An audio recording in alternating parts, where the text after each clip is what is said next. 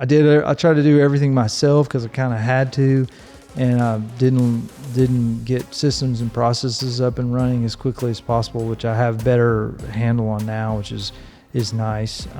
It's so difficult to do. Yeah. And it's so difficult to see the need for it while you're so busy working in your business all the time. Right. Yep. And I think every successful entrepreneur has hit that wall before where they realize I am literally what's holding us back. That's right. Yeah. Like, what's the choking point? It's me. It's me. Yeah. Hey everyone, and welcome back to Hustle on Purpose. Today we've got a very special guest and friend of mine, Tyler Turchi. Tyler, how are you doing today? I'm doing very well, GT. Good, Thanks for having me on. Man, thanks for coming. I'm really excited because every time I get to talk to you, I feel like it's always a good conversation, and I usually get a book recommendation or some kind of video recommendation that's really helpful. So excited to have you on today. Good. So let's just dive into it. Tell us a little bit about you, where you're from, what you do, how you got here, all of that. Well, I was born in Tulsa, Oklahoma, but moved here when I was 2 years old, and born and raised here. Well, not born and raised, but raised here in Little Rock, and went to Catholic school till the 8th grade, and then I was supposed to go to Catholic high here locally, and I told my parents that I didn't want to go there because there were no girls there. Good reason. And then so I went to a private school called Pulaski Academy, and there I started going to a youth group because there was a lot of girls that went to the youth group. So I didn't really go there for the right reasons, but in going there, I got introduced to concept of following Christ, and I really just fell in love with Jesus and spent a lot of time, reading my Bible and trying to follow him. And I've been trying to do that as best I can ever since.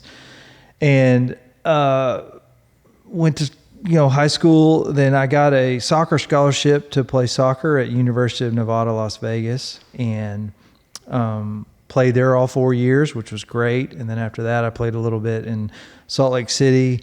And then after that, I came home and I started working in the family business. Kitchen and Bath Ideas is the name of the business. I was a commission salesperson for my dad till 2004, and I was about 24 years old. And then he helped me and my wife put what I guess you would call a satellite location of Kitchen and Bath Ideas out in Maumelle.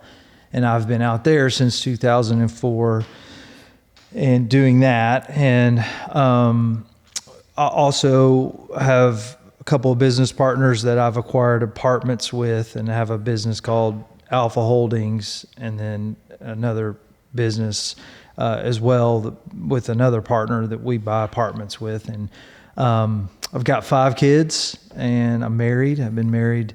I married a girl from Oregon that I met in Las Vegas. She went to school at UNLV as well, and was a year ahead of me. And then we started dating towards the end of that, and I did long distance, and then got married, and I convinced her to move to Arkansas. And anyway, so wow, yeah. So that's my. I didn't know all of that about her being from Oregon and y'all meeting in college. Yeah. We met in college. We knew each other. Well, I was a freshman. She was a sophomore, and but we didn't start dating till she was a senior and I was a junior. So anyway, and then for a little while she wasn't home, working from home, and I was at UNLV and I was at Salt Lake City, and then we after about a year of long distance we got married, and so awesome. It's when you're young and kind of don't know you just can't see the future. I mean, it's a constant thing of like her having left her family and being here with me. I mean, it's different culture, different ways of thinking in the South, and all that. So yeah, she's I'm so thankful that she loved me enough to move here and start a life. So, and stay here. Right. That's right. Yeah. That's right. Hopefully she'll continue. Well, she's adopted Southern living very well. I would not have known that she was not a Southerner. Yeah, no, she's not. The summers are tough when it gets really hot and the bugs. She's out. Yeah. Yeah. So. Well, nobody likes that part. Right. You know, even right. I was born and raised here and still don't like that part. Yeah. But yeah. That's awesome. And then 5 kids. 5 kids, 3 boys, 2 girls that are adopted.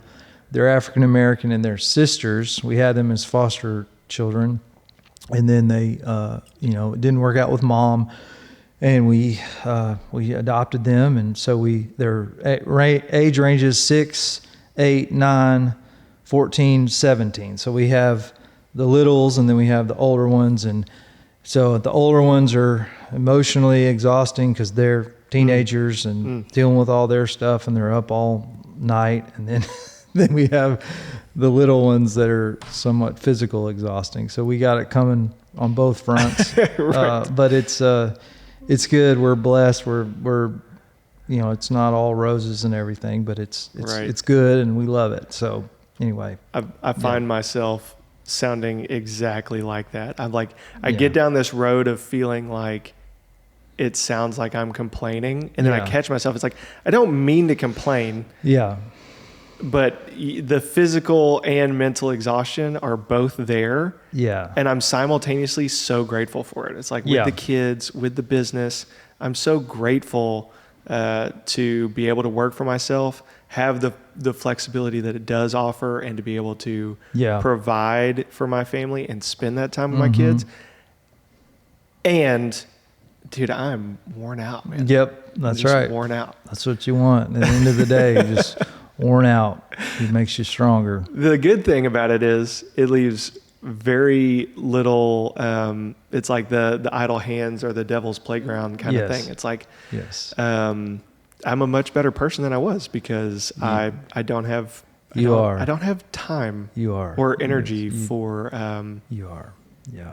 to be doing anything I shouldn't be doing. You don't. and I'm always reminded of that because there's been a couple of times where Annie would go, I would fly out to Oregon with them and be like, well, I got to come back so I can work. I can't stay out here for a month. Or I would leave and I'd come back and they'd all be out there. And just the decisions that I made when I was here in those couple of weeks, just poor decisions when I'm by myself. And it's like, you just ruin yourself. So yeah, I get it.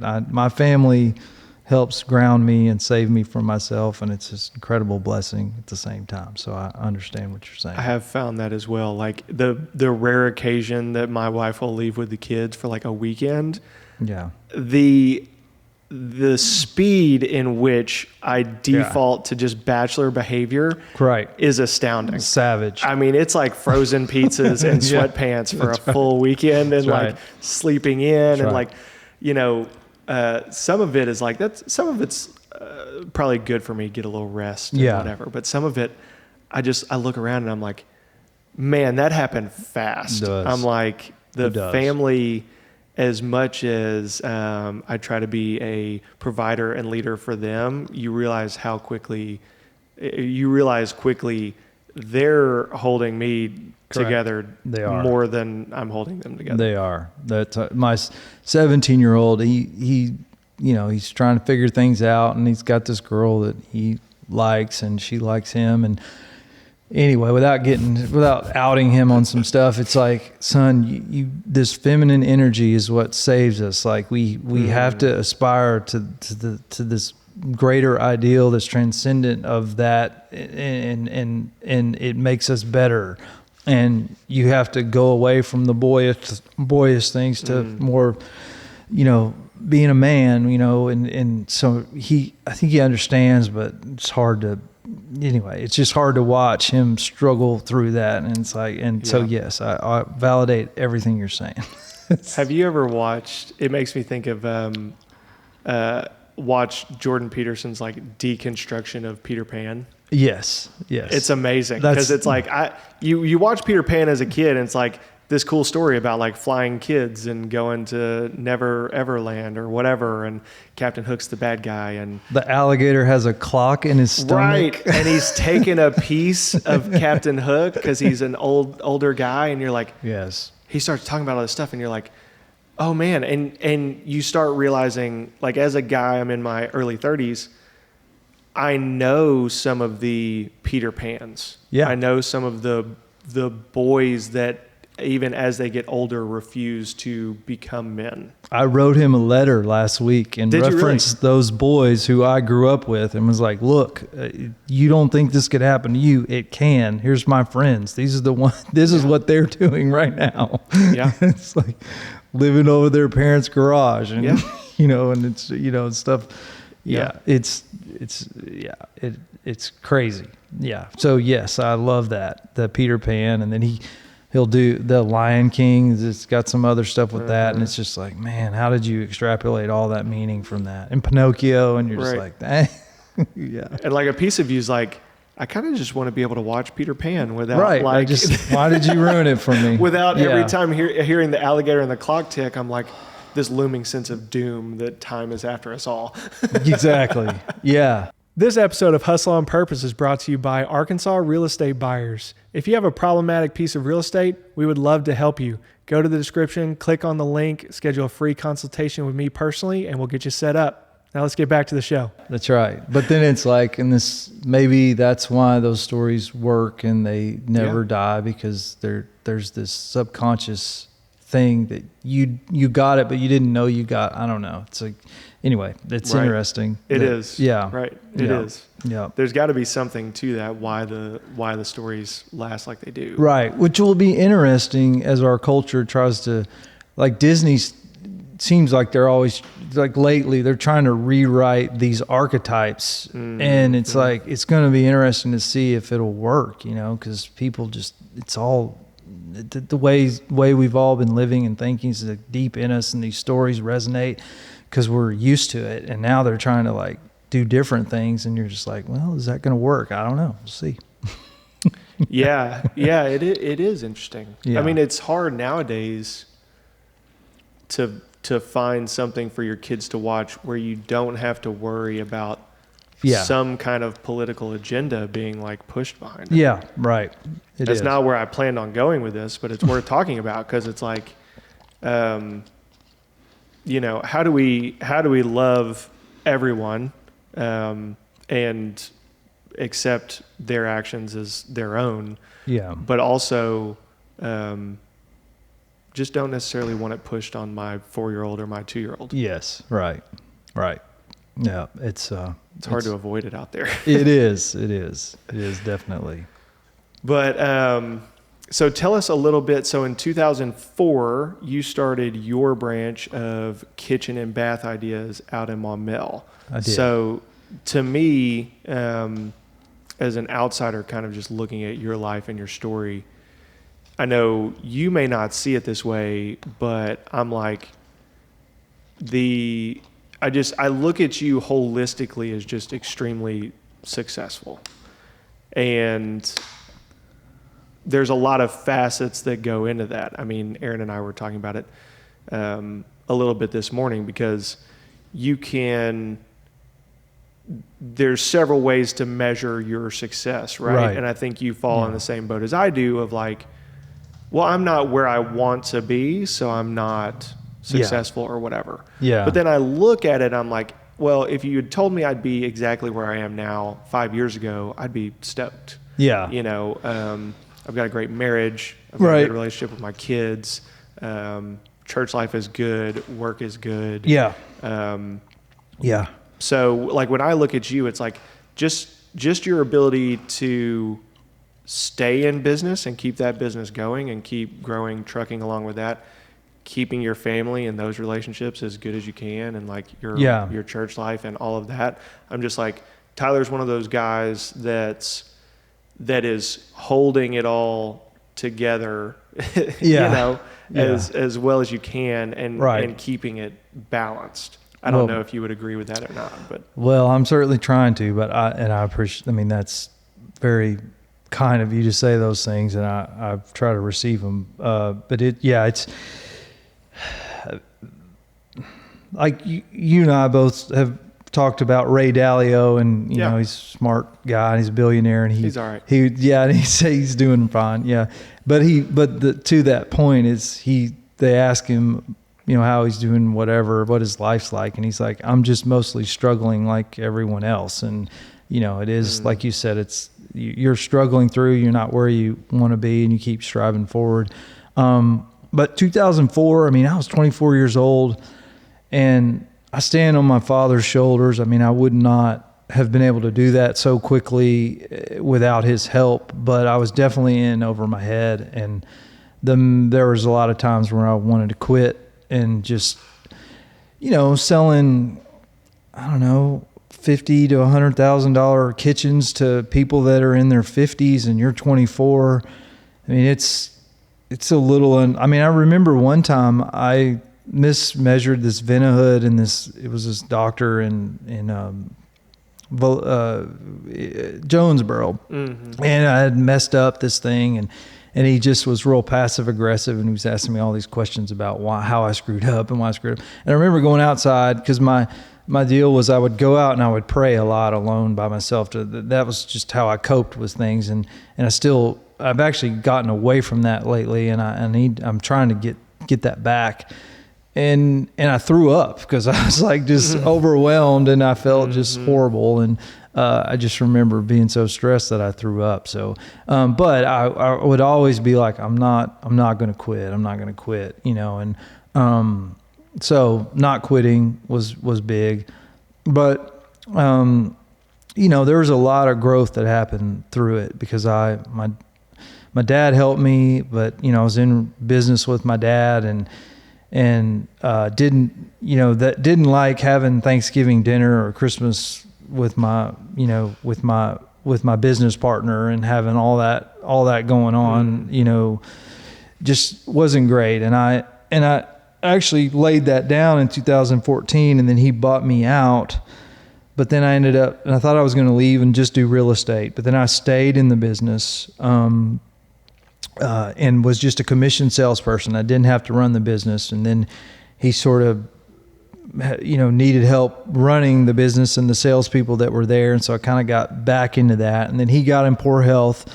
And so now I've bought him out with my brother in 2020. So it's just this entangled business story with family that I can't seem to get away from, and I like it, and I'm blessed, and I'm happy to have it. But it's been a journey there. And one thing that was big that happened in 2012 was we had a daughter.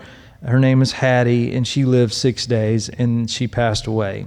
And so what that did was exposed me, because I cared about, you know, so much. I was really getting after it and working hard, and that's who I was, and that was my identity, and and it still is, but it definitely chastened me and organized my priorities, you know, to a level that were like her words to me. And as I was praying, it was slow down, Daddy, because I would just get so worked up and just going so fast and so hard. And people that know me, they know I'm either on time or I'm late a lot, because I'm trying to do so many things, and I'm just, you know, think I can do more than I can.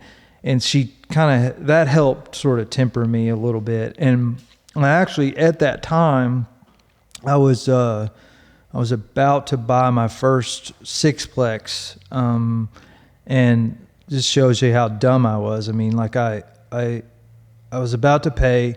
It had appraised for I think $350, $360, and I loved it so much. I got emotional about the real estate, which, you know, you're not supposed to do. Bad idea, I was about to pay $412 for it, over that, and I was about to put $100,000 down, like all this money that I had saved, because I was just sure that this was a good idea. And as you know, your alpha comes from the leverage, and you know, and you don't pay more than appraised value. You're an idiot if you do that. And so and then Hattie passed away in all that, and I just laid it down. I was like, this doesn't matter anymore. It was, and I was so excited about it and wanted to even do it. I was forcing it. And that's sort of another thing she taught me, was to just stop forcing things. You're just going, too hard and doing some dumb things because you're just out here, running so hard.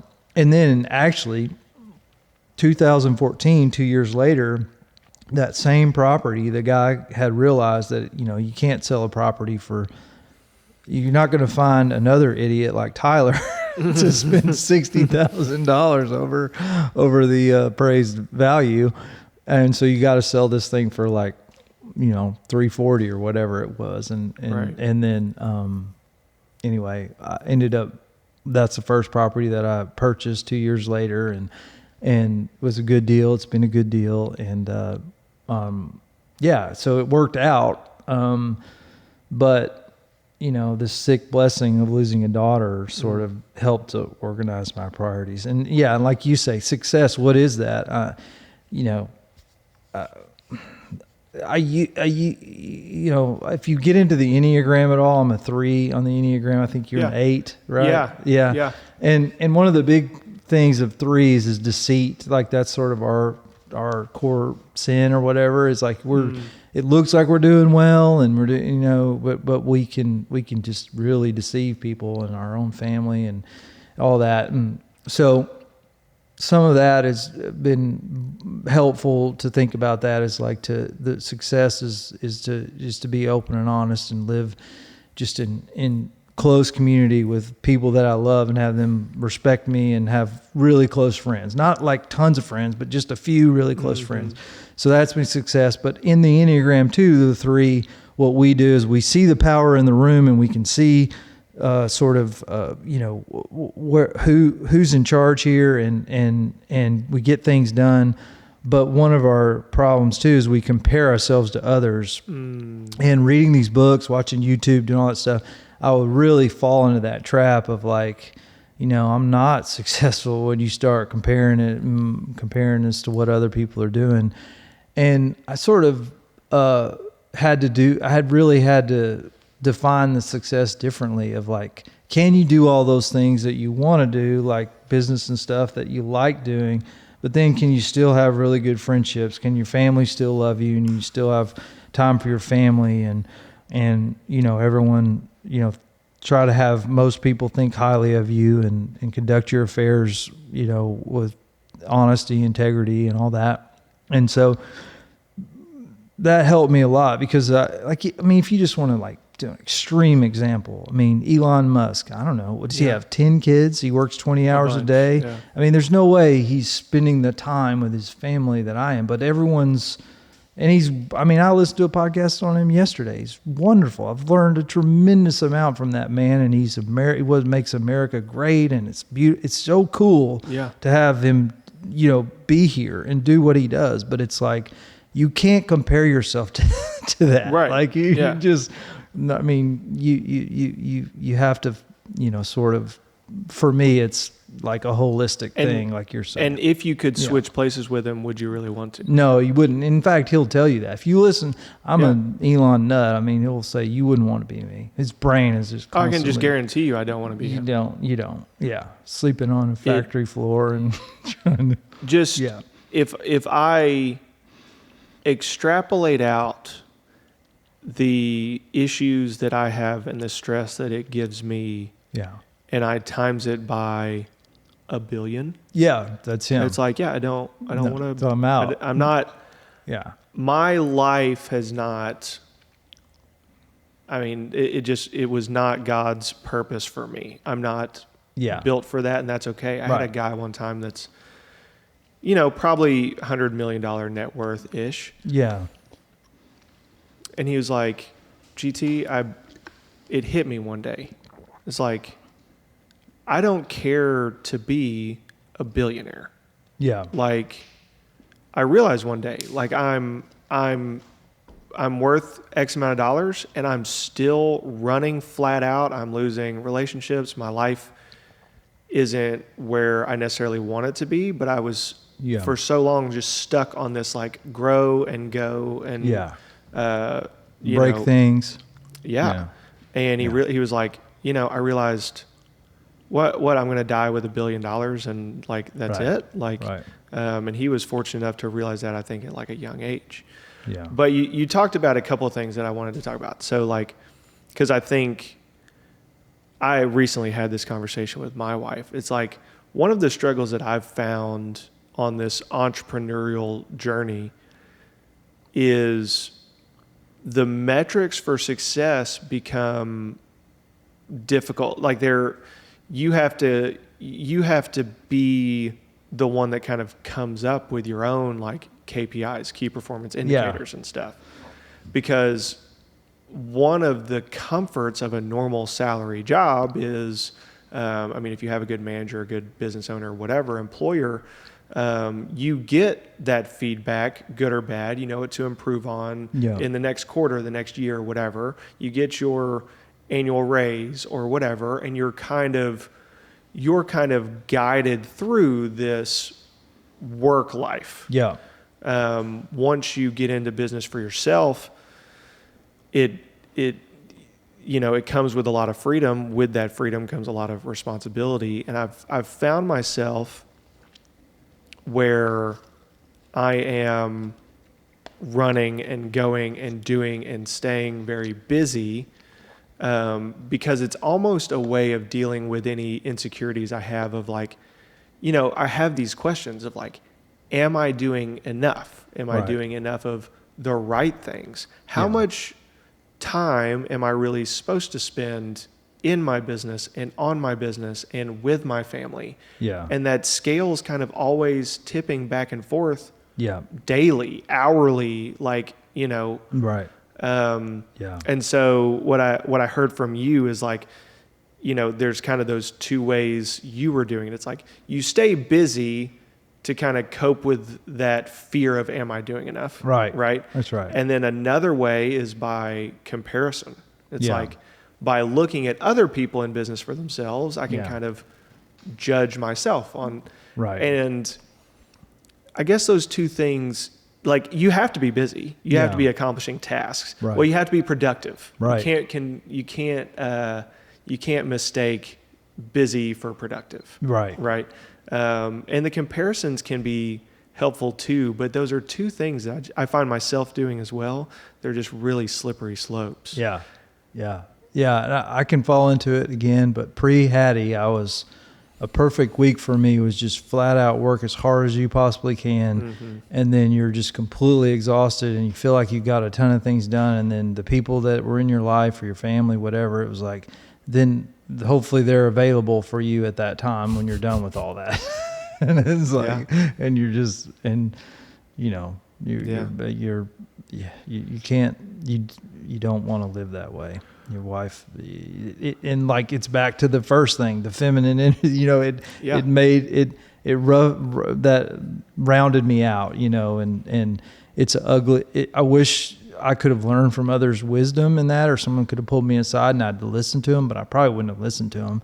I'd been like, I'm doing better than you, so, why would I even listen to that? It's like, which is terrible, but in my heart, I might be saying that. And so, you have to, it's hard to find that balance. Your children and your wife, that whatever that's saying, they spell love, Time. Oh man, that's good. And it's like, I think it's reductively, it's hard for men to kind of deal with that. 'Cause it's like, well, you should know I love you because like I'm doing the air's on at the house. Yeah, there's food in the fridge. That's the Chris Rock thing. Thanks for knocking out that light bill, Dad, or whatever. Right. Yeah. But like, when I look at my children are still young. I've got a 4.5, a 2.5, and I've got a baby coming on Friday. Yeah. Just in a couple of days. Right.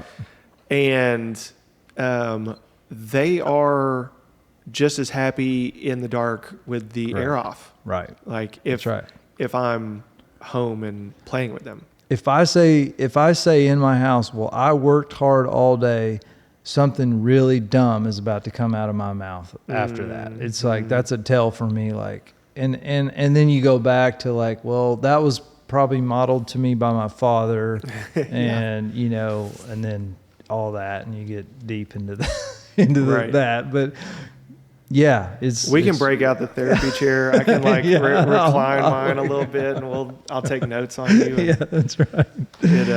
But speaking of therapy, that my one of my really close friends, the therapist, he was marital counseling, and the therapist told him, what you are doing is you guys are staying as busy as you possibly can, so you don't have to, because as long as all these plates are spinning, then you don't have to deal with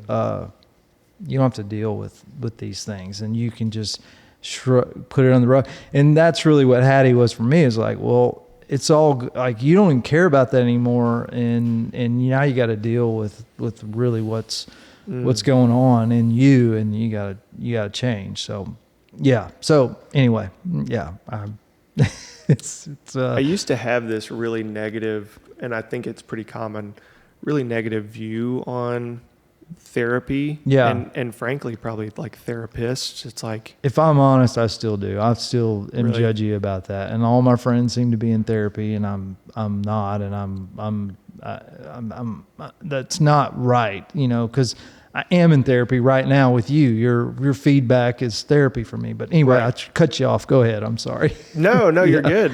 Because that's kind of the point I was getting to. I was in that same boat until my wife and I were really fortunate to come across a great marriage counselor. Yeah. And completely shifted my thoughts on it, because I was like, she's amazing. And we both liked her, which was huge. Yeah.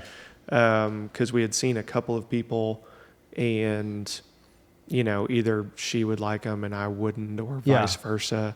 Yeah. Found this lady, and it gave us that place where we could have kind of that mediated conversation. She didn't even say a whole lot. Right. Which I think is a credit to her. Yeah. Because that's hard for me. Yeah. It's hard for me to be quiet when there's a lot of, my ADD kicks in, and like, you know, we'll be having a conversation and I'm like, ooh, I have something I have to say about that. Yeah, ooh, I have something to say about that. Yeah. But she would help us have the conversations that needed to be had, that had just proven impossible for us to like have on our own. Right. We would try, but you know, we would get in this downward spiral, and it would just get to this place where we're both just so frustrated with the lack of, we're communicating and we're not all at the same time. Yeah. It's like this wall is between us, and we're both just yelling at it and can't hear each other. Yep. And I've been telling myself I probably need to go back. I'm also, and maybe you can echo this.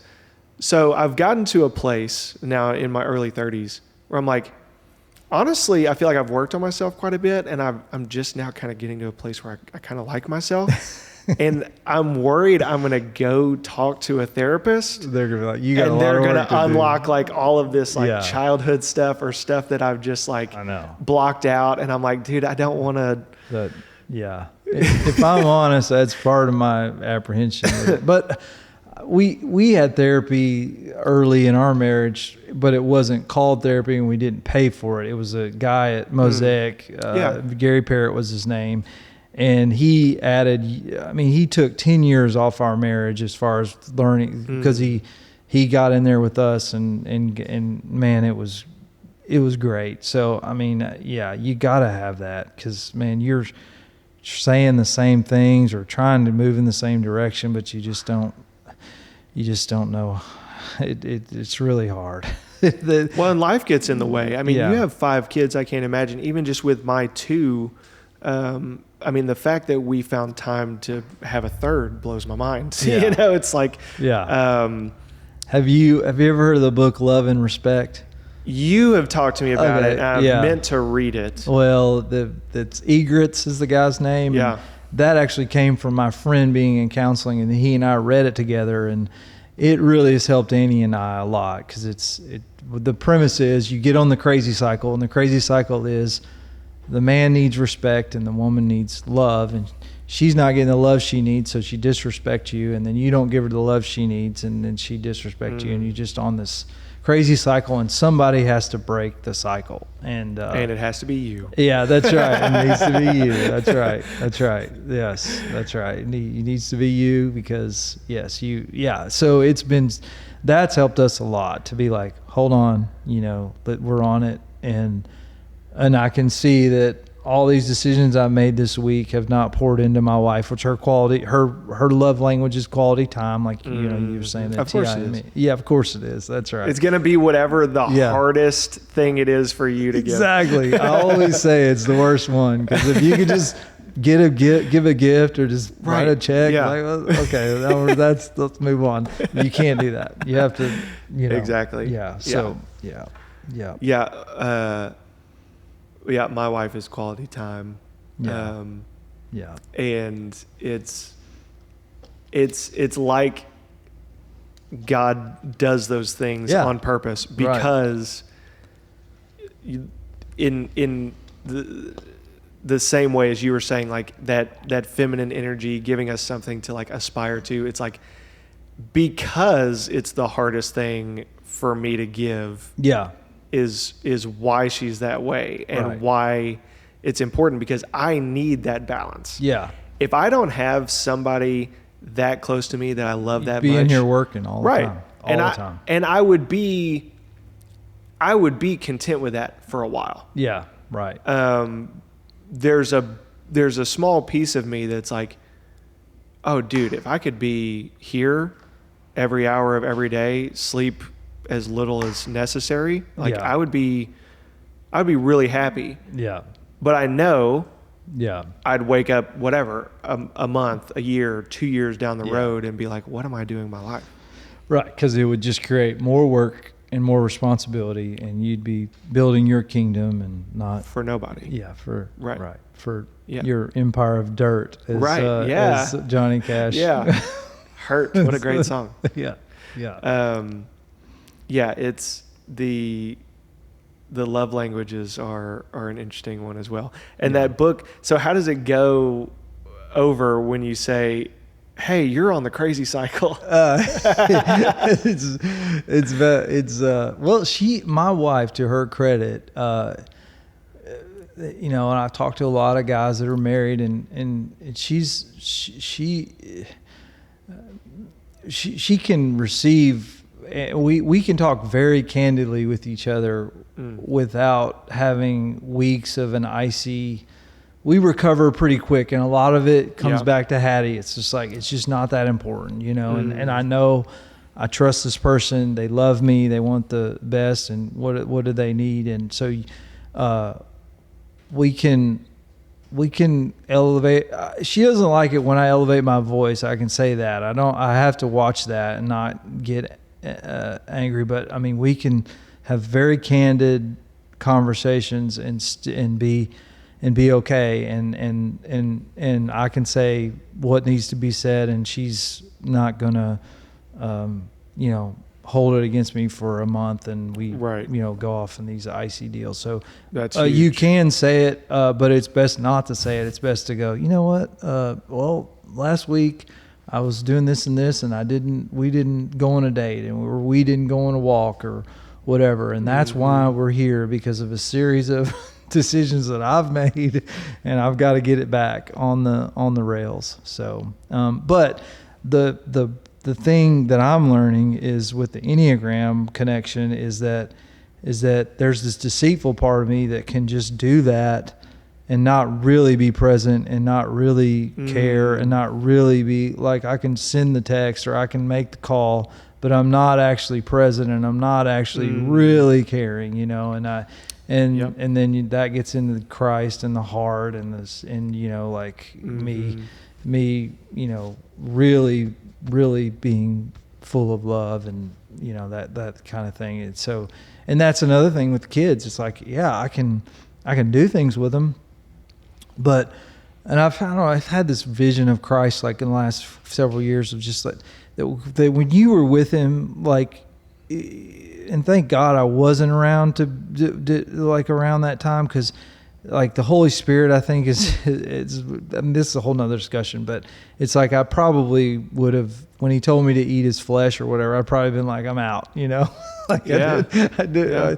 You don't know how you would have reacted, but if Right. you were with him, I think he would have been fully present with you. Like it's almost, and it's almost too much. Like if you're fully present with someone, like the divinity of you and who you are jumping off of you and all that. I mean, it's like when you start really being present with your kids, it's like, it's almost like, whoa, this is amazing, and I've forfeited a lot of that. It's like, well, it's so easy to do in the culture that we she's live thinking in. about something else, phone, whatever. Your phone's constantly buzzing. It's constantly. I can be at the dinner table, and it's probably pretty common, but it's pretty easy for me to do.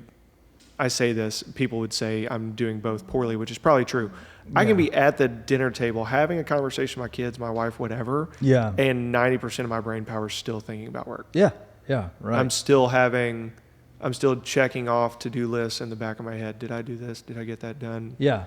Yeah. Or if you're like me, well, for me, it's real important that everybody loves me and everybody's happy and that all the customers happy. And then it's that one customer that's upset or that horrible interaction I had, and I can't, it just destroys me. And now I don't have anything for you. Yeah. Yeah. Right. That also transfers back to the Jordan Peterson thing and a Charlie Munger thing, where he says like the big ideas transfer like across things, like, the thing Jordan was talking about, how your eyes are seeing things, but your brain has to filter out what you actually see, because you're really seeing, there's really like so much more than you're actually seeing. And when you stop to be present, you can go into those depths and sort of be overwhelmed by like the beauty of your child and their smile and there's infinity in that, and but like the depth of detail that you'll go. Correct. If you'll let directly related to how present you're willing to be. Correct. Makes sense. Exactly. Yeah. Or I've made that. I've connected that, and that may or may not be true, but I sort of it seems to be true. As I've like, man, this is amazing. But your phone's buzzing, and you're worried about something that happened or whatever, and you're just not present. So yeah. Anyway, I feel like, this is back to kind of an Elon thing. He talks a lot about the Neuralink deal and like. Yeah. How really humans, we have a bandwidth issue. Yeah. And personally, I vividly remember being 16, 18, 20 years old, being in school, and my wife would always give me a hard time because like I wouldn't study for tests. Yeah. I was like, the way I study is I go to class and I pay attention. Right. And then I remember it when I go and take a test. Yeah. And that just like, she like never got that. I was like, It's just, that part of it was easy for me. Yeah. Just like, I pay attention, I remember things, I answer the question. Yeah. In the last decade, it does not happen that way. Yeah. My memory is just shot. Really? And I think I attribute a lot of that to when I was young and I was in school, I had school. Right. There was nothing else. Now that I'm older, it's like there are so many things pulling on the resources of my brain all the time. Yeah. And that I've really felt that limited bandwidth. Yeah. Yeah. All right. I would agree with that. That guy that did The Social Network his name is Tristan, which it's like, just call yourself Tristan. Like what are we doing here? But he talks about, we're just these meat bags that are not evolved to deal with. You just not, especially like a teenage girl is not evolved to deal with, 10,000 people commenting on her looks. That's not going to work out well. Yeah. And so yeah. It's, anyway. A few hundred years ago, she was being raised in a village of, 100 people. That's and there were 4 teenage girls out of that group. That's and right. Right. there was probably dressing modestly. 4 teenage boys, and right. like the math works out. You each get one, and like that's it. Yeah, that's right. Yeah, but then the woke would say, well, but she was in an arranged marriage at 14, and it was probably not a great life, you know. So you can she was swing oppressed. Yeah, you could swing it back. Everyone was. That's right. There's this guy. I forget who he is, but he's talk about how they always romanticize 300 or 400 years later back. Like there's always a Renaissance fair going on, and like it's like this wonderful time. But it's like with toilets and bottled water. That's right. And there was actually no dentist, so you had to get drunk and someone rip a tooth out of your mouth, and life was hard, you know. Right. Yeah. And people do that all the time now. They make that mistake of like, man, it'd be great if we lived on a farm. And it's like, no, specialization is pretty important to our lives. Like you burrow down in this little niche. Like, I mean, I don't even know how stuff gets to me. Like, I mean, it's incredible when you start breaking down every little thing, the invisible hand of the market. I mean, you can. It's incredible and also a bit scary. You start realizing just how frail the supply chain is. Correct. And it's like, oh man, it is amazing and a bit scary. Yeah. Because we are so reliant on the fact that you just go to your local grocery store and they've got. That's right. It's a miracle. You just show up. They got all the stuff I need. Sweet. That's right. I swipe my magic piece of plastic. They let me walk out with it, and easy peasy. And then nobody knows how to do anything anymore. become like the Dark Ages, where they're looking at these Roman buildings and they have no idea how they were built. And so it's kind of, I don't know, it's hard to. It's good, but it's also a little scary, like you said, because if it gets off, how are we going to get it back? You know.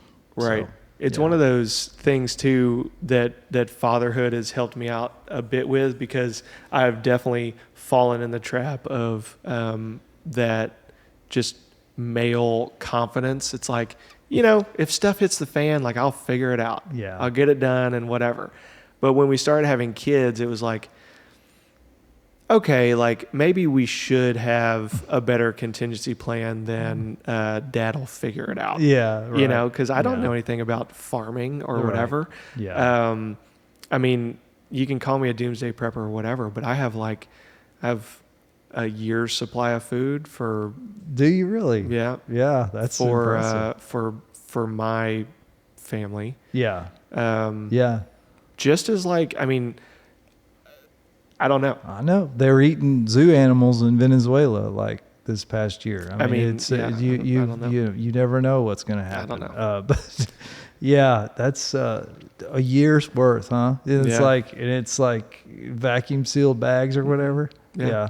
Yeah. I went down the whole rabbit hole of like, what's the best, most nutritious, long lasting, whatever, and just spent the money. And I bet your wife was somewhat relieved by that, just you doing that. Because my wife has a grocery store anxiety. Like she goes there and, you know, and then she comes home with this overwhelming, thankful heart. But then she's also like, God, how do you feed all these people? And like, you know, and then COVID, you know, there were some empty shelves, and that's just really rattling to people. So it gets the wheel spinning of like, oh, like I'm dependent on all this. Yeah. Right. Yeah. And the scary thing to me is, and I'm probably extra sensitive to this because as I've gotten older, I have this weird thing about crowds.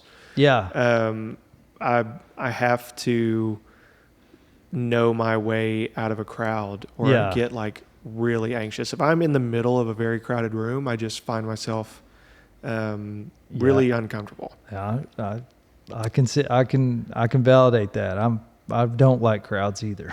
Well, and some of it is there's been some incidences where I see how the like mob mentality basically, and how quickly the power of a group can really make a situation dangerous. Yeah. And even if you're not present, like let's take toilet paper for example.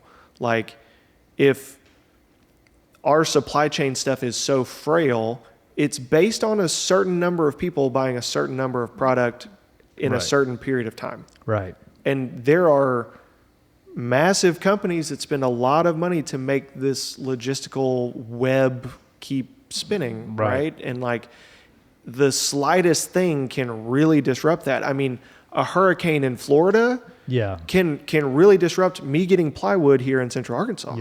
Yeah, for sure. For several weeks. Yeah. So it's like you take something like COVID and the toilet paper, and all of a sudden there's a run on it, or there's a run on a bank or anything like that. It's just, it's not that I want to live in fear of something like that. Yeah. It's more just like I take that responsibility to provide and feed for my family seriously. And I'm like, this at least guarantees that I'm not going to have to like sit in front of my kids at the breakfast table and they have nothing. Right. It might be the 8th day in a row they have pancakes they don't like. That's right. Or whatever, like the food is that's stored, but like they'll have something. It's good. I mean, I should probably do that. I definitely look at them sometimes eating their breakfast and just how it's just there for them, and they don't even question it, and it's just it makes you, if you in the right place, you stop and you're thankful for that.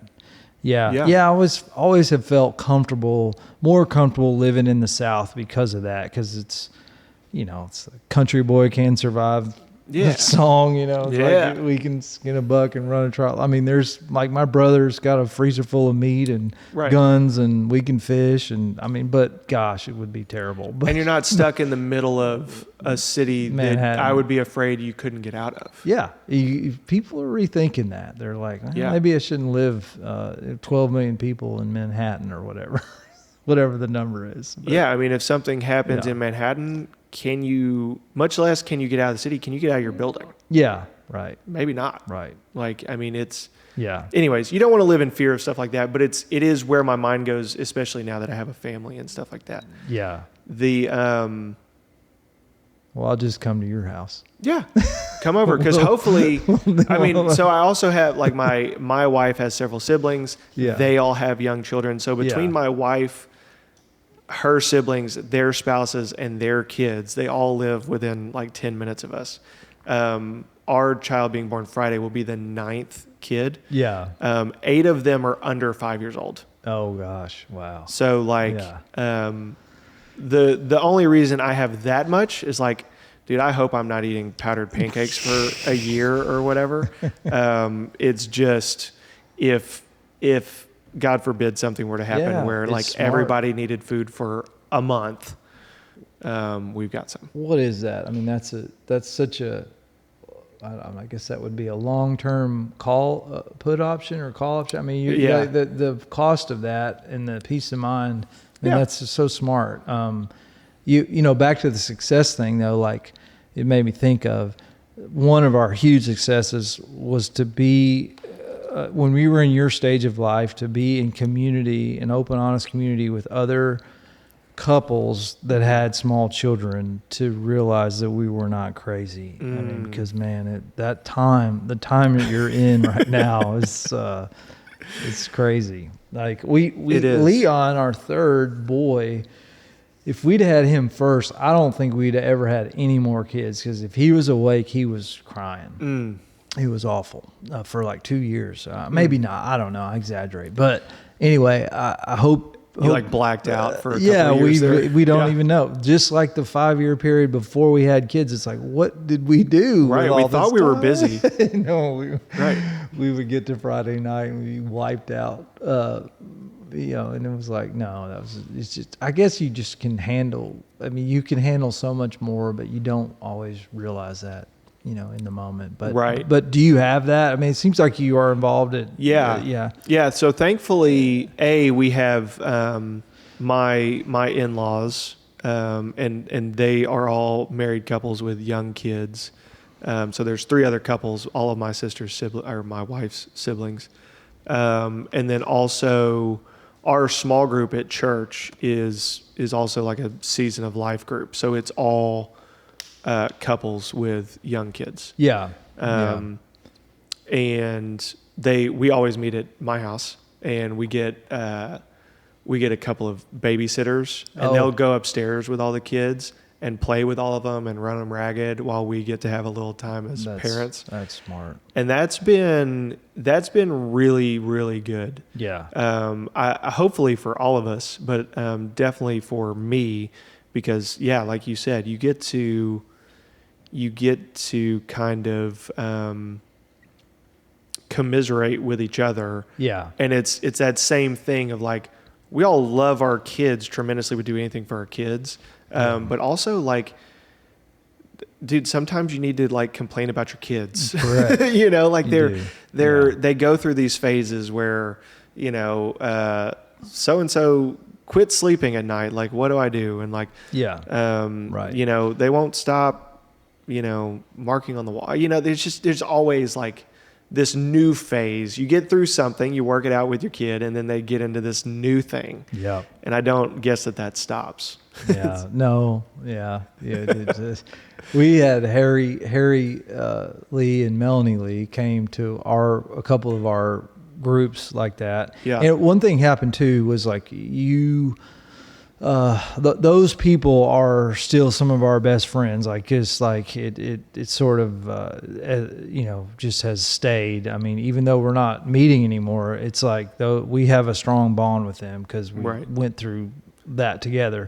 But it's like war vets. Exactly. It's like we were there together for the battle of right. I mean, there's nothing. Yeah. Potty training the boy. Exactly. And you've seen their baby I played pickleball last night with Hudson, and I've known him all his life, and he's 15 years old now, and I know his parents, and we all love each other, and we're moving in the same direction together. So it's incredibly valuable. So, but Melanie came, and one thing she said that was such a keen observation was that when you have a child, everyone thinks they have authority to speak into your life, and that was really helpful to be like, if these young moms, I mean, they get so. They're trying to plan, and they're just loving their kids so much, and they want to do the right things, and there's all these people telling them stuff, and it's like it's tough, So when she said that, it was like, that's really a great word of like, okay. And people really do. They do, and they touch your belly, and they do all this stuff, and you're just like, it just was helpful to me to go, that's a true observation, and we can take or leave the advice. We just have to. And I'm really cautious about giving advice for that reason. Yeah, right. Like we had our firstborn, and like turns out she was just an easy kid. Yeah. Like she was just really responsive to picking up, manners and acting how we would like her to, and staying in her bed. I mean, she was just easy. Yeah. And I won't lump my wife into that. I think it was easy for me to take that as, we're just crushing it as parents. We're doing great. Yeah. The second one has humbled us a bit, and we've realized, and especially through all of our nieces and nephews, you just realize like, man, every kid is different. Every pregnancy is different. Every marriage is different.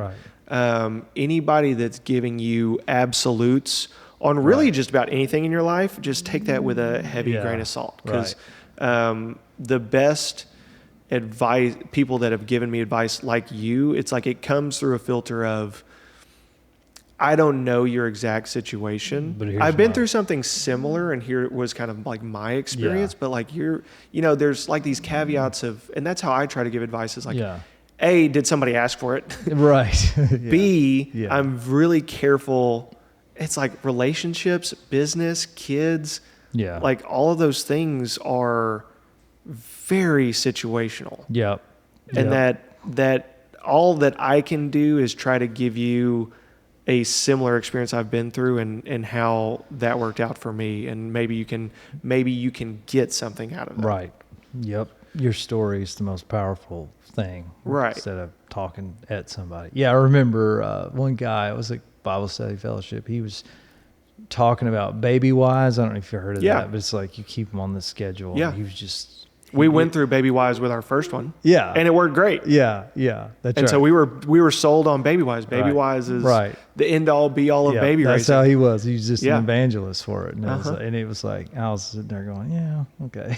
We'll see. But it's not for everybody. It's That's not for right. every baby. He's making all Right. the young people feel terrible, like they're not doing it right. Right. Anyway, I was like, yeah, well, we'll see. But anyway, it was a really helpful thing for her to say that, because I was like, yeah, that's true. So It's one of those things, like the internet is such a amazing tool, but it is so easy to just let it. There's so many mom blogs and Facebook groups, and some of that stuff I think is well intentioned, but you have to weed through so much stuff to find the needle in the haystack that's actually helpful for you. Well, and a lot of it's like we were talking about before we started, the camera rolling and the recording, but just it's posing, and Right. I would rather someone just say, this is all the ways I screwed up. Yeah. They don't do that. It's like, Right. you need to do this. Have we touched on that enough? The personal mistakes. I can share some too. Yeah. Just the mistakes. Let me give you the floor with what are some, can you encapsulate some like mistakes you've made along the way, and maybe some In just ways everything. you've overcome? Yeah. Yeah. So We have plenty of time. Gosh. We don't have enough time actually. I guess in business, one of the big mistakes, on the front end, when I was in partners with my dad and starting out there, clearly defined roles and an operating agreement and all that. Didn't know anything about that. So that you got to do the Franklin Covey thing. You got to start with the end in mind, and you got to think about how you're going to get out of something, because you just have these sort of wild ideas, and you think it's always going to be that way, and it's just not. Life happens and things change, and you might want to actually not be in that business anymore. And if you got partners, you don't go into business or marriage expecting for it to not work out. Right. That's right. But a lot of times it doesn't. That's right. Exactly. Yeah. I made a huge mistake when I was first there, in that I had this really neat creative designer lady named Trudy was her name. And that same marriage coach was also a business coach guy. And he said, and I was just complaining about how she would sell all these jobs, and then they were just a complete disaster and a complete mess. And he said, well, it's really hard to find people that know how to catch the fish. It's easy to get people to clean fish. And I was like, okay. And then I didn't listen to him, and I ended up, I've walked outside to let her go and move on. And she resigned before I could even, get it out. And it was really hard for me. I was like 25 or something. And it was just like, I never fired anybody. And, anyway, it was just really hard, gut wrenching for months. And then as we've talked in our business groups, when you need to do that, you need to just go ahead and do it, because you end up just dragging it out, and it's bad for you and it's bad for everybody. So definitely learn from that mistake of like, if something's not going to work out, you need to nip it in the bud and move on. But anyway, I've ended easier up, said than done. Yeah, it's totally, you're right. And I'll break that rule in the next year. Today. I'll do it correct. today. That's correct. That's right. So anyway, I should have either cleaned up her messes and or hired somebody to come behind her, because people are calling for her, and they're seeking her out, and she's known in the industry, and she's creative, right? The creative brain, it's different. I don't know. You can break it down better than I can, but that side of the brain's not the side that's organized and conservative, and she did all these other things that upset me at times. But at the end of the day, I screwed up there, because I let her go, and probably could have, played to her strengths and had a better business. I tried to do everything myself, because I kind of had to, and I didn't get systems and processes up and running as quickly as possible, which I have better handle on now, which is is nice. It's so difficult to do. Yeah. And it's so difficult to see the need for it while you're so busy working in your business all the time. Right. Yep. And I think every successful entrepreneur has hit that wall before where they realize I am literally what's holding us back. That's right. Yeah. Like, what's the choking point? It's me. It's me. Yeah. And I didn't really see that until now that we've done all this. It's like, oh my gosh, I was really holding us back. That's right. Because I didn't.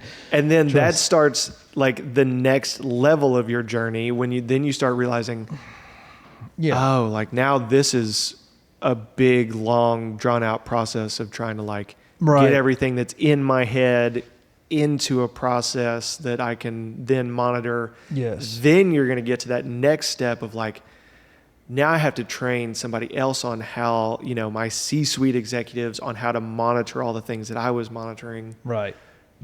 And I'm going to continue my evolution on monitoring the C-suites. Right. There's just, the levels just keep going. I know, you can keep going up levels, but you also want to, like I was talking to my dad, I had lunch with my dad on Friday, and he was talking about how when he started kitchen. You got to, or you had to? I got to. Sorry, I didn't mean to say had to. No, okay. I got to. I took him to lunch. It was great. So, actually, I forgot his birthday and Father's Day, so I parlayed Father's Day and forgetting his birthday into a lunch, and he was talking about in 1990 when he started Kitchen and Bath Ideas, how he had this building and he had like a $900 lease, and then he sublet half the building for $400, and then so his overhead was essentially $500 and some light bills or whatever. Yeah. And then him and my mom are in there operating it, and it's like, you're not going to beat a guy like that. I mean, he's just like, he's working, and I think he worked every day except Christmas Day that year or whatever. So it's like this immigrant mentality.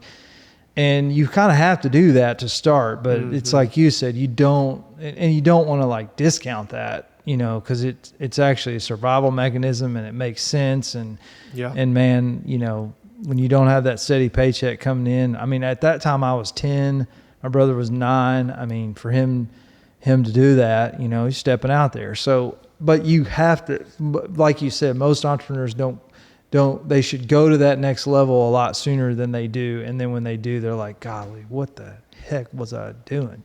Like I need somebody can do this way better than me. And I should have done this a lot sooner. So it's just scary. It's taking on more for me, because I've had businesses that did not work out before. And the biggest thing for me is I just get really, really tight with overhead expense, right? Yeah. It's like, if I keep my overhead as low as I can, then the risk of me going out of business is dramatically lessened. Exactly. So when you talk about hiring on more people that can handle these systems and processes, it's like that, even if it makes perfect sense on paper, it's like, well, I'm not going to hire somebody if I can't guarantee I can keep their job going. Right. Because for me, it's like, the fear came from having somebody relying on a paycheck from me. Yeah. And having to, it's almost kind of like the risk for my family, right? It's like when it was just me, it's like, dude, if I have to live in my truck, like I don't really care. Right. If I have to just figure out what I'm going to do for food, don't really care. Right. But once you have a family relying on you, it's the same in business. Right. Once you have those employees relying on you, it's important. I think it's good that you feel that weight. Yeah. It's if it doesn't feel heavy to you, then you probably don't care enough. You're a sociopath. Right. That's probably a sign of a bigger problem. Yeah, right? That's right. But the weight of it, I think, stops a lot of people. I know it stopped me for like the longest time, and probably still stops me quite a bit from growing as much as I could. Yeah. But it's another one of those balance things of like, finding myself spread too thin is also a big fear of mine. Yeah, definitely. And I think it's a big fear of, especially like you were saying, like your dad, the immigrant mentality. I think part of that is that grind, hustle mindset of like, I will just work myself to the bone. Right. You're not going to beat me because I'm going to work you to But death. I might beat myself. Yeah. Like I may just beat myself into a pulp and not Yep. leverage my activity. Yep. Definitely. And be stuck in a direct input output Yeah. kind of situation. Definitely. So yeah, was a big mistake, not going to that level sooner. I mean, one time I successfully designed a kitchen without a refrigerator in it. That was pretty stupid. I mean, and that was part of like going too fast. And I'm like, got these screens up and I'm trying to do too many things. And I mean, there was this little space over to the side. So I sort of was able to save face with the client and say, well, the fridge could go there. I just didn't draw it in, but that was a lie. Like I forgot, like I was looking at these different things. And I did that one time in a bathroom too. I forgot to put a toilet in. And then one time I forgot to put a dishwasher in a kitchen design. And I mean, I'm a certified kitchen designer. I mean, I spent, I took tests and all that stuff, but surgeons, they leave scalpels and people and stuff. I mean, you do the same things over and over again. You make a mistake. And that's one thing. And I still have to learn, I have to relearn this all the time, is checklist. Like there's, the mistakes are the same over and over, and that's why they have pre-flight checklists so you don't crash. And I learned that actually from my father-in-law, who's an electrical engineer. But I still, I mean, I'm like, that'll be fine. I won't forget to put a fridge in a kitchen. Yeah, exactly. And if you had a checklist every time, did I put a fridge in here? Did I put a range in here? Or did I put a cooktop? And now where are the double ovens? Because it's hard to recover from that when you sit down at the conference table and you throw that up on the screen and someone's hired you and paid you to do this and you forgot to put that in there. It's like, well, it's like, it's like, can you just leave? Because I'm too embarrassed to go forward here. Right. I can't. Can I leave my own office? I have somewhere to be. Run a lap. And I'm laughing not at you, but with you, because I've had similar things where it's like, how did I miss that? I just I mean, get a home inspection on a house we've completely remodeled top to bottom, and we didn't put in a dryer vent. Yeah, right. We just have like a laundry room. Yeah. Washer hookups. Right. Dryer outlet, but we just become like.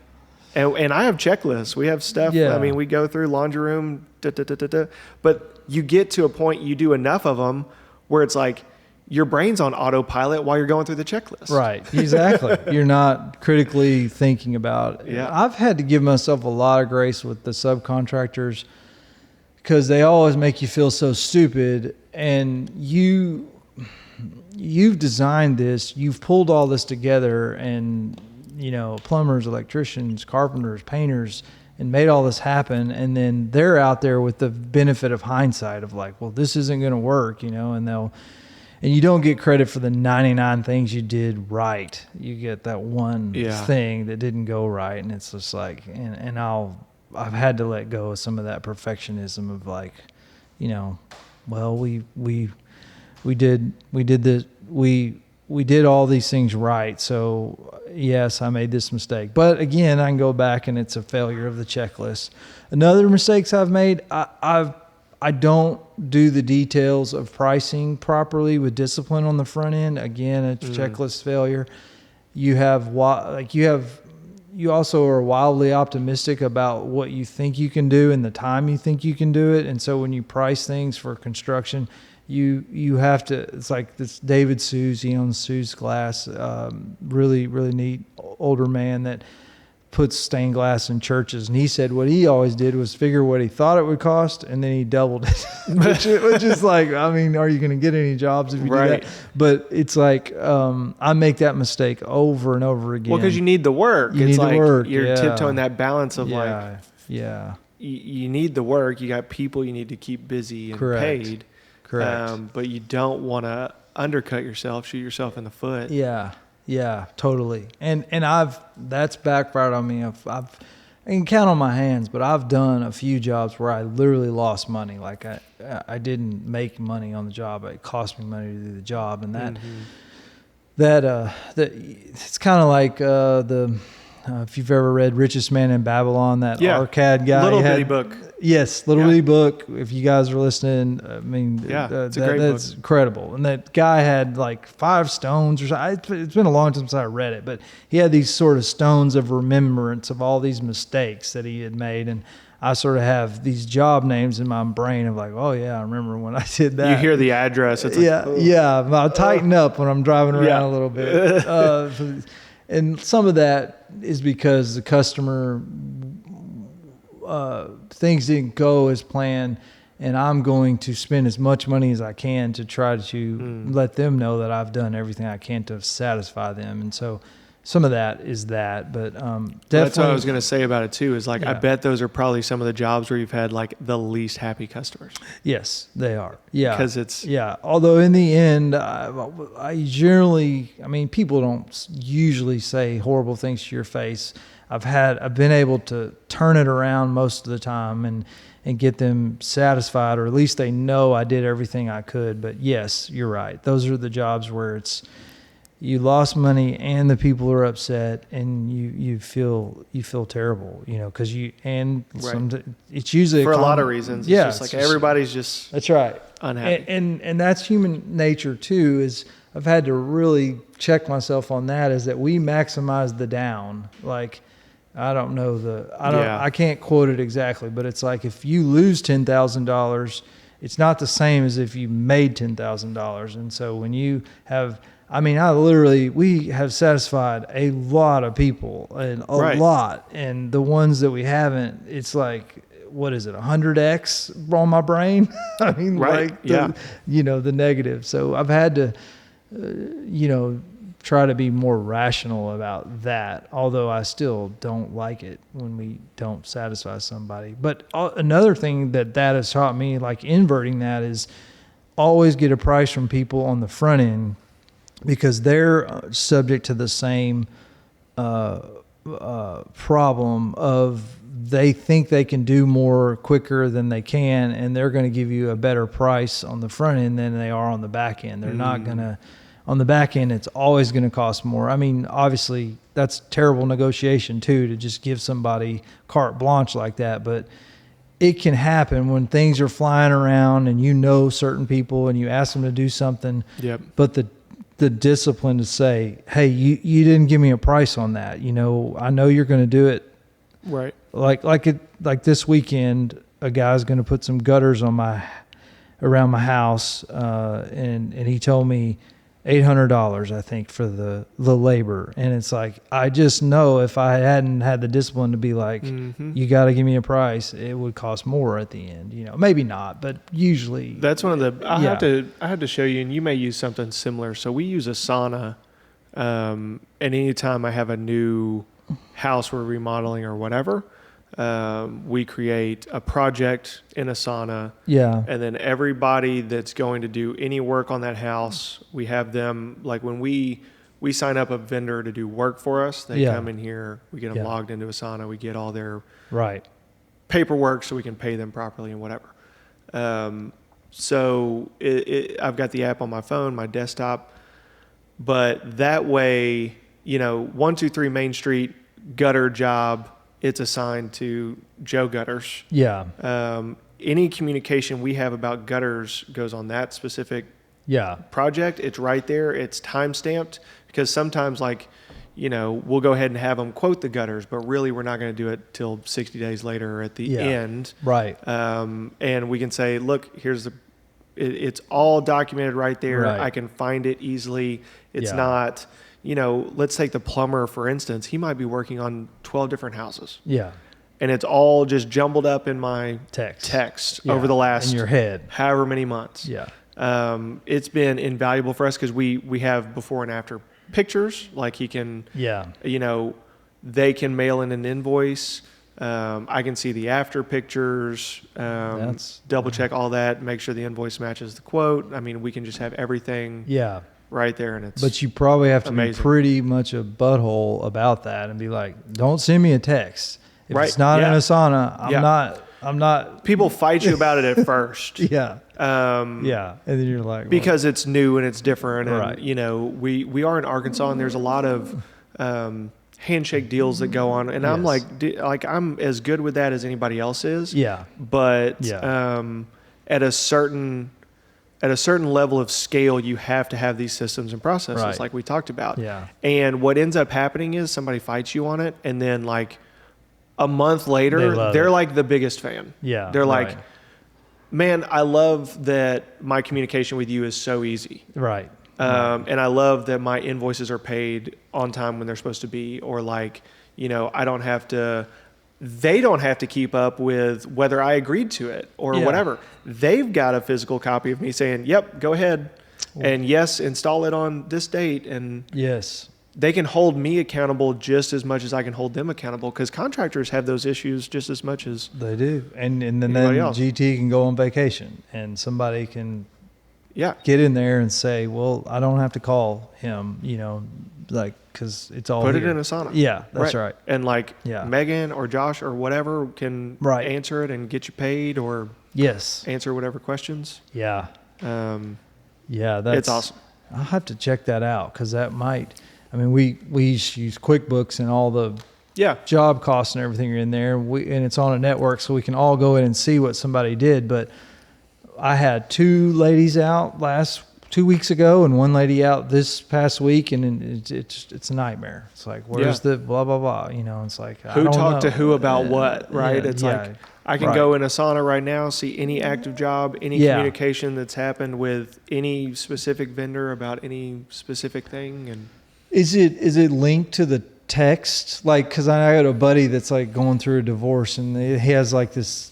It's the same. Like the communication has to be on this thing. It's called like DFW or something, and like, but somehow it's linked to the text. I don't know. Like how does a plumber out in the field who wants to tell GT it's $800 to rough in this bathroom, how does he communicate on Asana? Is he doing? He does it on the app. It's Okay, just like it's an a app on Snap. your phone. Okay. Oh, Yeah, it's like Snapchat, or not Snapchat, but it's like Team Yeah. Snap for soccer team organizing stuff, like same kind of deal. Yeah. I'll show you. Okay. So Okay. like, I'll just show you real quick. So like you can go to, I've got different categories, and every vendor that works for us doesn't look like this, but you can just, so this project, oh, my phone's on airplane mode. Oh yeah, you can't do it. Yeah. I forgot. But I'll just show you real quick. Mainly because, for selfish reasons, because this is one of the things I've been working on quite a bit, and it's gotten to a place where I really like it. So you can go to this project. We've got it to where when we create a project, it will automatically create a bunch of subtasks. So like, I'll have pre-closing tasks on here. So as soon as we get a property under contract, we go ahead and create it in Asana. After it's closed, then it moves to like active rehab side and auto-populates, you know, the locksmith, the electric utility, the gas utility, the water utility, which is great because all those utilities can becomes the checklist. become a nightmare, Yeah, right. So since we have, well,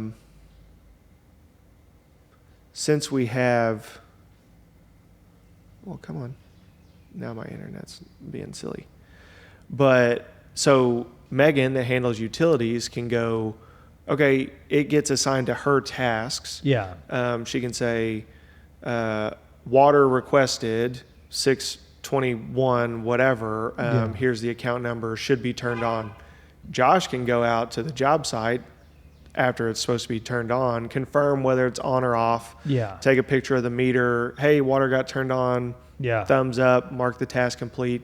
Then Megan knows that we're good there. That's cool. It's been great. Yeah. But the plumber can just go, you know, that plumber may be working on, like I said, like 12 different houses. Yeah. So they'll just go on Asana. For that. They'll make notes to themselves, go to the project, go to their plumbing task. And just grab the address. Yeah. And they can, on like his first visit when they're doing rough end stuff, he can put all of his notes there for trim stuff he's got to order, Because like I said, it may be 30, 60, 90 days. Yeah. And all that stuff is kept there for him Yeah. as well. He doesn't Yeah. have to, keep up with his notepad on, Yeah. we needed 3 black faucets and I'm gonna take a look at that because that's really good, and yeah, that's a great way to do it. Because right now it's go in QuickBooks, see what they wrote in there, but then you got to go to all these individual accounts to figure out what was ordered and pull a file and stuff. So the data management is something I don't think I certainly didn't think about it enough. Yeah. But you don't want to find yourself in a place at some point down the road where you've done a bunch of work and you now have no information because you've just been so busy going and going. One of the best things about it too is it's just a big data bank on, Right. I mean, if I have a question, maintenance has a question on a rental, on whatever. You need to know what color LVT flooring was in there for a year, a patch that needs to happen a year from now. Yeah. Right. And I'm like, well, I know that resident's not telling the truth about blank. Here's a picture of the water heater when it was installed 6 months ago or whatever. Right. I mean, I've got the serial number of it right here. Yeah. Or whatever. Yeah. You never know what one picture is going to save you from some major issue. Yeah, that's right.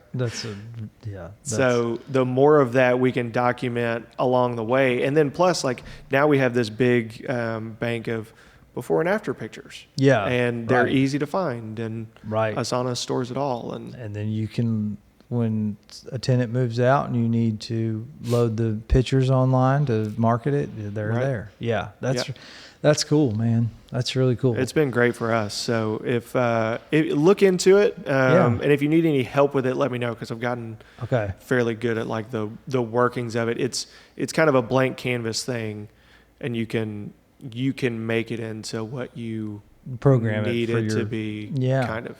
That's cool. Anyways, this is just a big commercial for Asana at this point. Right. You put the link in there. What do YouTubers say? We'll put the link in the description. That's right.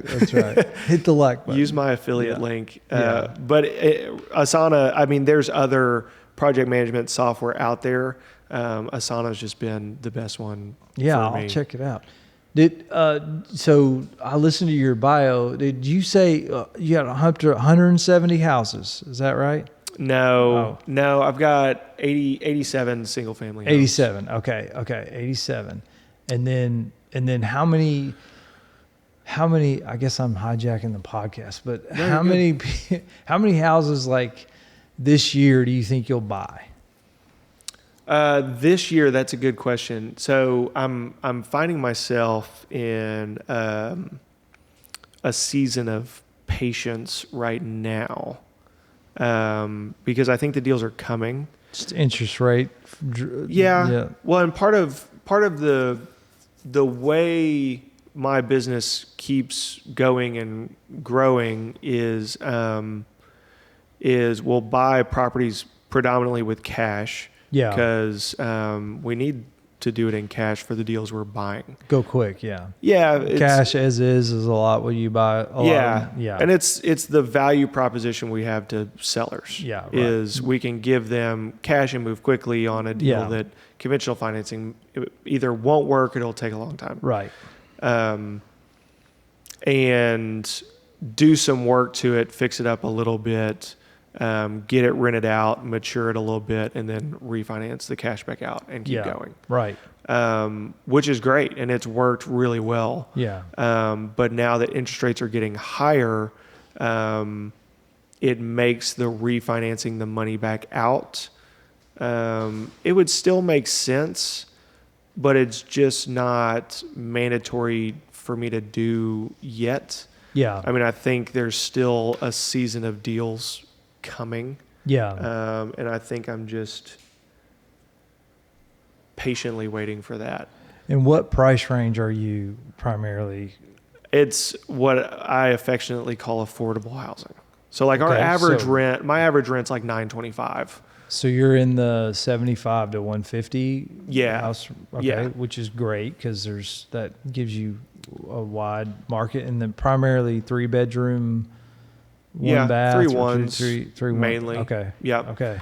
And yeah, a lot of the reason is there's a decent amount of security in that price range. Those are houses that are relatively easy to sell. Mm-hmm. They're houses that are very easy to rent. Right.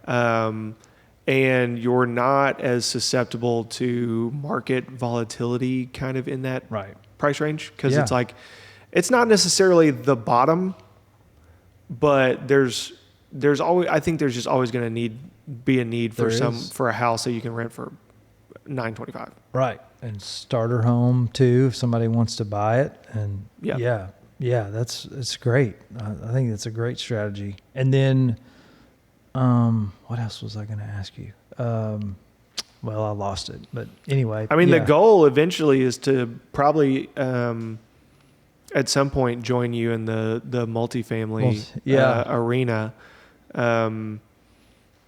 It's just, I've been kind of following a pretty standard trajectory, I think, in the real estate investing world. It's like, start with really kind of low income housing, built a decent portfolio there, and then we'll eventually kind of move that into some nicer single family, some multifamily, maybe even some commercial. Yeah. I've got some plans for some new construction. I have my builder's license and some vacant lots and stuff like that. Yeah. So I think we have a really big need for affordable new construction. So I have some plans for some duplexes that will allow me to make it a bit more affordable for people, but actually make a decent place for people to live. That's great. And there's some interesting government funding rebate stuff going on that side that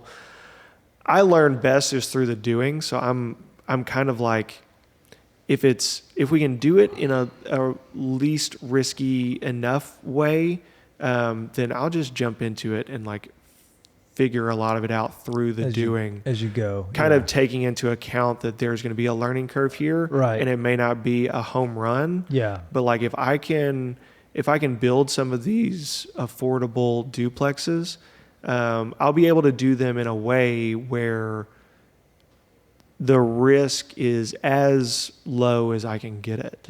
And just learn those lessons through the process and do it better next time. Well, you have a brand new duplex leased up. There's investors. I mean, you no problem getting out of that if you wanted to get out. Right. Of it. There's the build to rent space is crazy. Yeah. I mean, the day I got my builder's license, I was talking to a guy about it and these plans I had for the duplexes, and he was like, and he was not kidding at all. He was like, can you build me 60? Exactly. Yeah. And I was like, whoa. Yeah. Let's pump the brakes. Let me build 1 or 2 first before I just sign up for building 60. I got within an inch of getting the Roush Coleman contract to do cabinets recently, and watching them up close and how they do that, and just it's incredible and they do get that credit. I don't know how that works, but some sort of farm rural development stuff. Yes, a rural development deal, and they do really, really well with it, and that's their whole shtick. Is well, why would you rent? You can 30-year mortgage here it's the same amount as what you're renting, and they go, man. Well, and they know how many nails are going in a house. They do. Yeah, I don't even think they put doorbells on the house. That's how down to the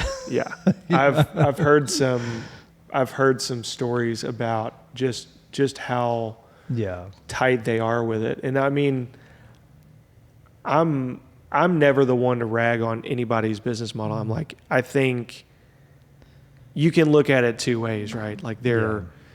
A lot of the people that I know look at them and they're like, they're cheap. Right. And I'm like, well, yeah, but on the other hand, everyone's complaining about the affordable housing crisis. Right. The numbers don't lie. I mean, you're renting a 2-bedroom, 1-bath in an apartment complex and they've offered you the ability to own a home. So Right. like, just be quiet. Right. You know? Yeah. But yes. Don't sit around and complain about the affordable housing crisis. That's right. While simultaneously doing nothing about it and ragging on a company that is offering affordable housing to people. Right. That's right. You know, as much as they can. So, that's right. Yeah. People just like to sit on the sidelines and complain. Yeah. I've got the man in the arena by Theodore Roosevelt on my wall. Oh yeah. That's so good. It's kind of cliche. I think a lot of people do it, but I have to read it every now and then. It is, but I always modify that. Like, hey, you know, our employees make mistakes, whatever. It's like, well, at least you got out of bed and you tried to do something. You know, I mean, that's half of it. You know, so you don't be stupid and reckless, but at least you're trying. You know, so Anyway. Yeah. One final question. So if you could give younger you one piece of advice, what would it be? I know you've got a lot to pick from, so you got to narrow it down to one thing. I mean, you say something dumb like buy Apple stock or something. Yeah, Bitcoin in 06 right. or whatever. That's right. But no, I think it's just slow down, you know, enjoy your wife and enjoy, just try to be more present and not be running so hard. Because I definitely, I don't know, the biblical quote, Lord sort of restoring the years the locusts have eaten in my life, where I've like now enlightened and I can see that. It's like I wish I could have seen that earlier, you know, and to prioritize relationships more, because they're the only internal value of like what I'm dealing with on a daily basis, instead of trying to, you know, build my empire of dirt like we talked about, you know, just trying to get as much as I can, you know, so I'd tell myself that, and I need to tell myself that now, right, you know, every day. So anyway, that's awesome. Yeah. Well, awesome, man. This was so good. I always love getting to talk to you, and my ADD brain just plays well with our conversations, because we can just touch on a bunch of stuff. Yeah, we can go wherever. That's what the podcast. It was like they thought, well, that'll never work. Like everything's sound bites, and it's like they're wonderful. I mean, if you listen to someone on a podcast, you get to know who they really are. Right. You know, it's like it's wonderful. You can just go anywhere you want. You know? Yeah. After, you know, Randy that's been on here before, that's a marketing guy, he's said it before. It's like one of the best things about the longer form content is people can only keep up an act for so long. Right. It's like you get 15, 20, like 30 minutes into a podcast, like you're getting a pretty genuine look at how that person is. It's helped me with investing tremendously, because I'm not an analyst and I'm not really bright in a lot of ways, but I'm paying attention and I'm reading people. And if I watch you on a podcast or a YouTube thing and you're sharing and I watch enough of you, I can get this essence of who. I mean, I could be deceived or whatever, but I feel like, okay, actually, you know, I know what I'm getting into here, because I can kind of see who that guy is, or, you know, right. Yeah. So it's super helpful. Yeah. It's one of the best things about it for me, for the podcast, is like people just get to know me. Yeah, that's right. And if you know, just getting comfortable with, if they like it, great. And if they don't, like, that's okay too. Just turn it off. I'm not everybody's cup of tea. I get that. Yeah. That's okay. Yeah. Well, man, thank you for having me on. It's super, just humbled that you'd ask. And it was great. Yeah. Thank you so much for coming. Everybody in Central Arkansas, if you ever need a kitchen or bath redone, go find Tyler and Kitchen and Bath Ideas. Really cool office over there in Maumelle. Yep. You showed me some things I didn't even know existed, because I live in that affordable housing area, and y'all do some crazy cool stuff with kitchens, like moving quartz, like backsplashes, and like all kinds of cool, like it's sinks that are like as big as this table. We got it all kinds of cool stuff. So if nothing else, go check out his showroom, because it's awesome. Yep. How do people find you? Just Kitchen and Bath Ideas. We have a website called kitchenandbathideas.biz, and that will link you to our YouTube channel and all these projects that we've done.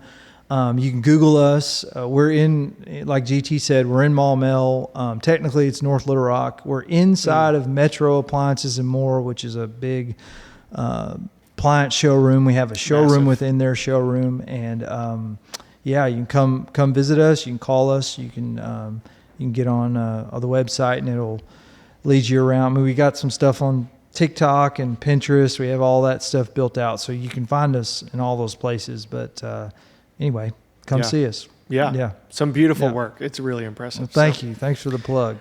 Thank you all for watching. Hope you made it this far. Hope you enjoyed it. And if you got any value of it, be sure to like and subscribe and share this with somebody else that may enjoy it as well. Thank you again for watching. And remember, hustle on purpose.